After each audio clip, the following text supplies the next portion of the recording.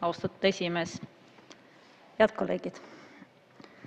Täna parlament suure tõenäosusega hääletab selle poolt, et me ei võta seda superandmebaasi seadust uuesti vastu muutmata kujul.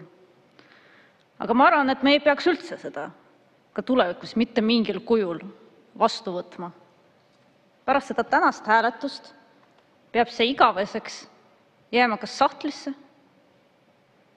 või siis valitsus peaks selle tagasi võtma. Ja mul on praegu siit puldist palve nii valitsusele, aga ka Rahandusministeeriumile mitte tulla välja uute ettepanekutega. Palun võtke see eelnõu tagasi. Sest pole absoluutselt mitte mingit võimalust, kuidas sellest suudetakse teha mingi uus versioon, mis meil ei lähe äkitselt põhiseadusega vastuollu, ei riiva inimeste põhiõigusi. Keskerakond on pidevalt rääkinud, et sellised eelnõud on põhiseadusega vastuolus. Ja ikka ja jälle püütakse need suruda läbi ja kedagi ei huvita, keegi ei vastuta. Nagu öeldi, ei, aga vaidleme edasi. Et kellega te vaidlete presidendiga, siis Riigikohtuga. Ja teate, tegelikult see on saamas juba selliseks suuremaks probleemiks. Nüüd, kus tehisaru on arenenud, arvavad ministeeriumid, erinevad asutused, et võib mis iganes eelnõusid toota ja hakata kogu ühiskonda jälgima. Aga sest meil on ju see võimalus olemas, tehisaru, mille jaoks siis see tehisaru loodi.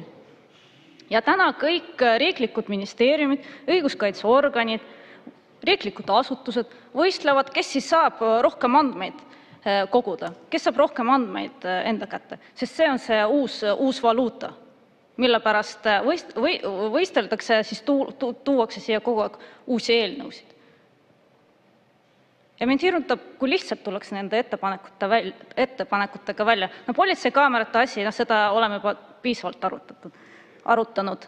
Aga nüüd, lisaks sellele superandmebaasile alles hiljuti Igor Taro juhtimisel, siseministri juhtimisel, oli Siseministeerium valmis tulema välja sellise eelnõuga, kus siis inimesi oleks hakatud karistama selle järgi, mida inimene loeb, mida inimene vaatab internetist, mida inimene mõtleb. Ja seda muidugi ka selle sildi all, aga see on ju teie kaitseks. Me kaitseme teid terrorismi eest.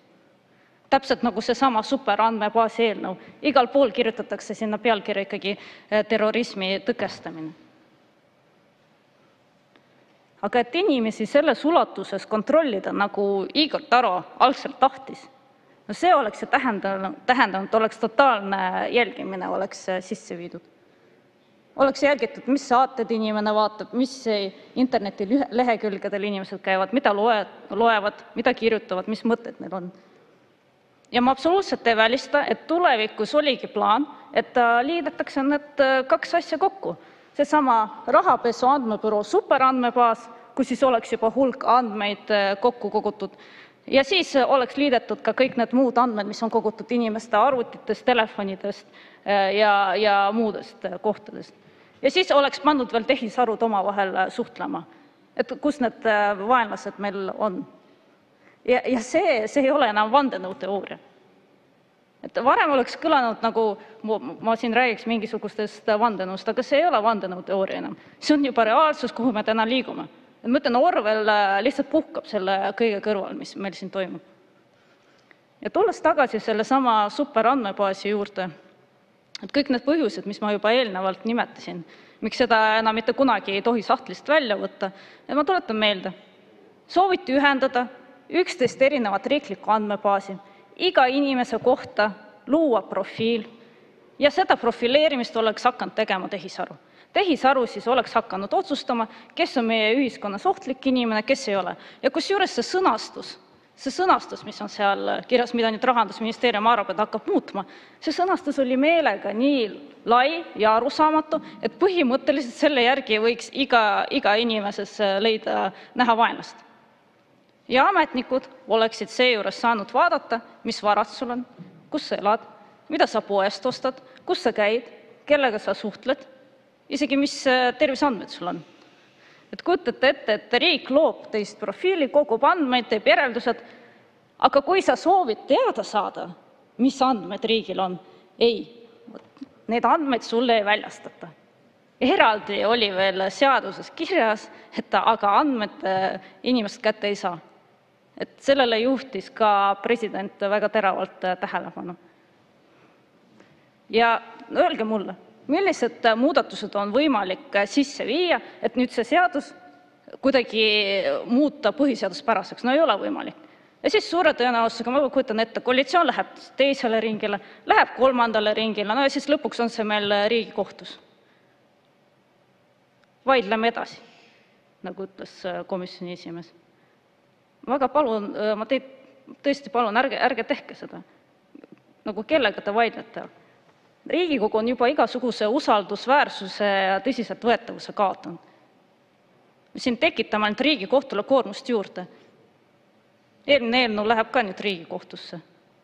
Ja üleüldse võib-olla võiks nagu kokku leppida, et me ka lõpetame miljonite raiskamise, jälgimisühiskonna loomisele ja põhiõiguste riivele. Meie seadusandjana ei peaks üldse sellele kaasa aitama. Ma tuletan meelde rahandusministri Jürgen Ligi selgituse, et miks see superandmebaas tuleb luua. Rahandusminister ütles, et me saame 3,5 miljonit eurot Euroopa Liidu taasterahastufondist. Me peame seda kindlasti ära kasutama. Muidugi ta jättis rääkimata seda, kui palju sellise andmebaasi ülevalpidamine hakkab iga aasta maksma. Aga no vähemalt inimesed sai teada, et 3,5 miljonit eurot on see hind, millega siis müüakse inimeste põhiõigused maha. No vähemalt see on tore, et Jürgen Ligi selle asja tunnistas üles. Ja maailmas on tõesti väga ärevad ajad, aga me peame väga ettevaatlikult suhtuma sellesse soovi hakata looma totaalselt jälgimisühiskonda ja siis seda julgeoleku sildi all. Valitsus, ministeeriumid, erinevad riiklikud asutused ei tohi praegust keerulist aega kuritarvitada ja kasutada ära selleks, et suruda sellised eelnõusid läbi. Inimeste vabadus on väga oluline põhiväärtus. Me peame seda kaitsma. Ja see on eriti oluline väikse riigi puhul, kus vabaduse eest on väga kaua võideldud. Nii et ma loodan, et nii selle seaduse puhul kui ka sarnaste seaduse eelnõude puhul ma ei pea enam siin saalis üldse selliste arutelude juurde tagasi tulema. Et ma loodan, et see on viimane kord, kui me sellist asja siin saalis arutame. Aitäh! Suur tänu!